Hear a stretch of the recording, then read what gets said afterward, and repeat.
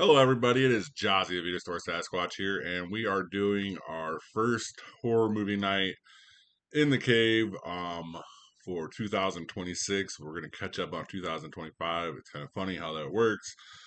Um, I did actually catch a couple of horror movies in the last month that were pretty good. I'm going to start here with your host.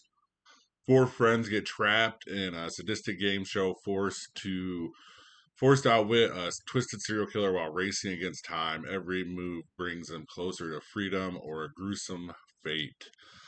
This movie was pretty good. It's only 4.8 rated on IMDb, but it's better than that. Yeah, it's Jackie Earl Haley, Ella Ray Smith, Jamie Flatters, and David England. Basically, this guy who was a game show host finds these people and just pretty much tortures them, saying that they're gonna live if they do this and they do that, and then like it's just a crazy movie all throughout. It's kind of like a game show version of Saw, but probably no ending there for most of them. Yeah, I mean you're not just gonna get out of it like you would with Saw, but it's still pretty good. Jackie Earl Haley was very good as the bad guy here. Um, yeah, there's nothing more I can say really about that. I don't know what streamer it's on. It has to be on.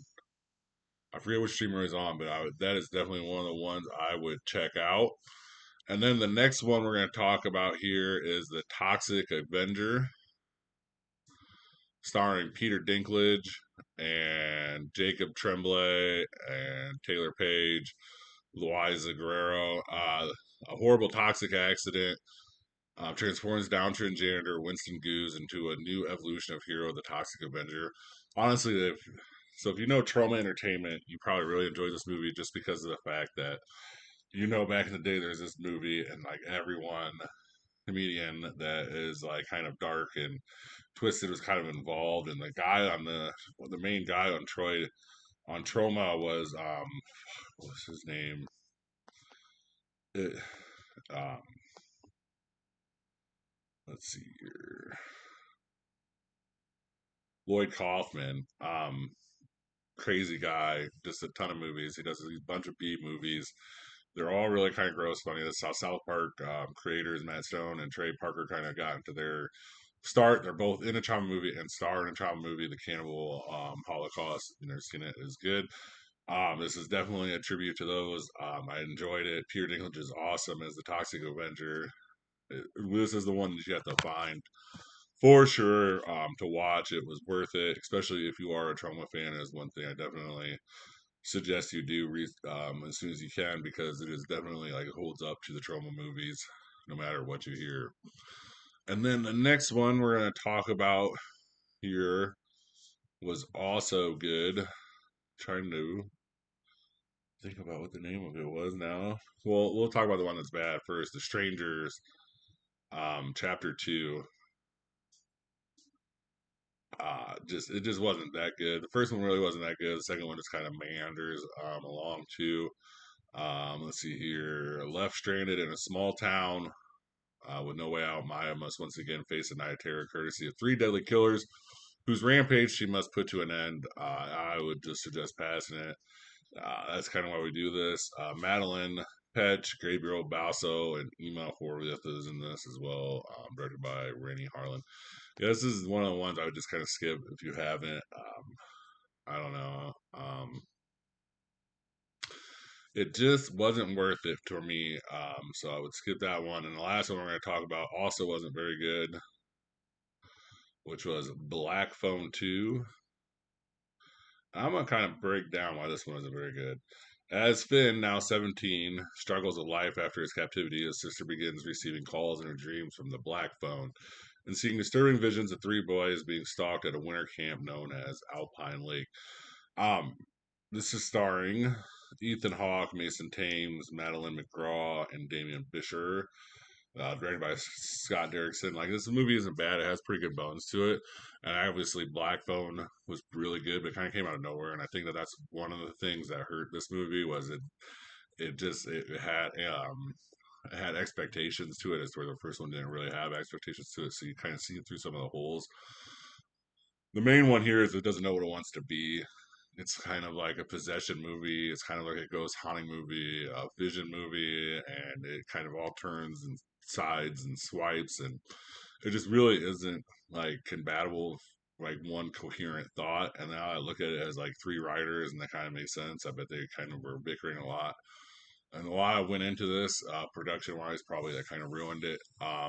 Yeah, it's kind of unfortunate because, like I said, the first Black Phone is really good. This one I would pass on, for sure. And I was watching the top coming horror movies of 2026. I'm telling you, there's some really good ones coming out. Scream 7. Um, let's see here. What was it? Scream 7, the one with Scott Curie. I can't remember the names of these. I got to remember the names of it. I should have wrote them down. But the Scream 7, obviously, I keep saying it because that's the one I'm going to watch eventually. Silent Hill looks very good. Your Killer or Psycho Killer look very good too. So there is some exciting horror movies coming up. There's a lot of them that look like they could be something, and including Evil Dead. So we'll probably do like a trailer watch or something next week. And then to finish off this week, I've been talking about it, telling you about it for like since November. I feel like I just never got it out onto here. My Scream theory here. It's kind of like along the lines what everyone thinks is, well, Stu's coming back or someone's coming back from the past or whatever, and we're gonna get this. But I kind of more or less go with from Scream 3, 4, 5, 6. You can point out certain kills, certain people with those people, and like certain expectations within the movie that there is no way that there was just two killers every time. There had to have been a third killer. The first one I'm going to talk about here is Scream 3, is probably in the studios because the director would have been in the meetings and stuff like this with Dewey and all of them while Sydney's being chased around. So there had to have been someone helping him there. There's a couple other instances where, like, when they're going through the house and stuff like this, that if you look, there had to have been another killer to help him because half the time he's just laying in a coffin at the bottom of the stairs. You got to remember that too in the house. So someone definitely helped Roman Bridgers.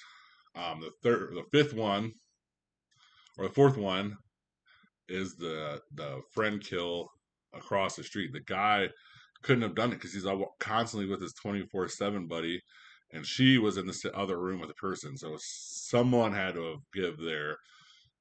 And when they're stalking Gail, there's another instance there that those are something that kind of links to a third killer. Scream 6, it's pretty easy that Dewey was not killed by the girl, and the opening kill couldn't have been the girl because of how violent it was. Like, she stepped on her leg and broke it. There's no way that that female in that movie with that weight and that distribution, and all that, would have been able to do that to another person. So that is one of the examples there. And Dewey, when you look at the guy is like 6 feet, even though they tell you not to look at the guy because like it's supposed to be like traumatic to where they're not really trying to give you the height of the guy. And you can never really tell the real height or size of the killer in Scream when you watch it. But he was definitely taller than Dewey. Like, and the guy was obviously with him, and she would have been with the other friend group as well during when Stu's nephew died too as well. So there had to have been a third killer there. And then the last one, Scream 6, we actually see that there's actually other groups of killers working out inside everything. So who ran that other group and who went after Gail? Because there's no way it was the daughter wearing that mask and doing that far away, taking away that big of a man and stuff like that. It doesn't make sense. And the other kids would have been together with the son, and the guy would have been with Kirby and the police. So there's definitely a third, fourth killer there, and we're definitely going to find out who it is in this movie. It's going to go back to the third one, probably go back to the first one, where you really probably could say there's probably a third person involved, anyways, because of the kill with the principal and Tatum, who killed Tatum. Stu was in the house and Billy was coming to the house. Even if like you say he just showed up after, yeah, he killed her and then showed up. I just don't think that you could be like that smooth with your like deprogramming to kill and be like that high up with adrenaline and then come in. I think there was another killer involved with them too. But you could also argue that that was Roman Bridger. But if Roman Bridger had a buddy who was helping Roman Bridger before everything. So it's going to come back down to the first one.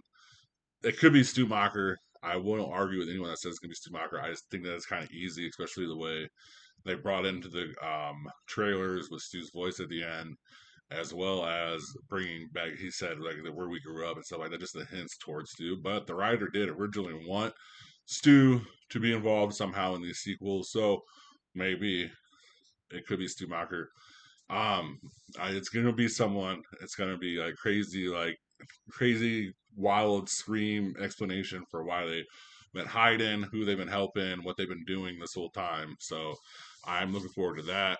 But that is definitely my theory: is whoever is the killer this time was helped killing since 3, 4, 5, and 6. So whether it's a network of them or Stu or whoever. I'm gonna say Stu because I'm a big fan, even though I kind of know it's not gonna be Stu. I'm gonna say Stu Macher's been behind this since Scream 3, just going after Sydney. I think that's why. In the second one, we immediately saw Dewey show up the first day he heard about the killings because he knew that Stu was alive.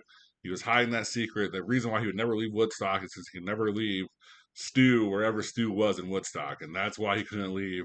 Finally, Dewey's dead. Everything's gonna go off the rings. That's my theory there. I know it's not like completely exciting. I know it's not completely mind breaking, but as my first try at it, I'm going for it. Thank you guys very much for watching, and please have a good rest of your day or night. Thank you for watching. Please like and subscribe. Comment your top movie picks for Throwback Thursday in the comment section. And see you next time in the cave.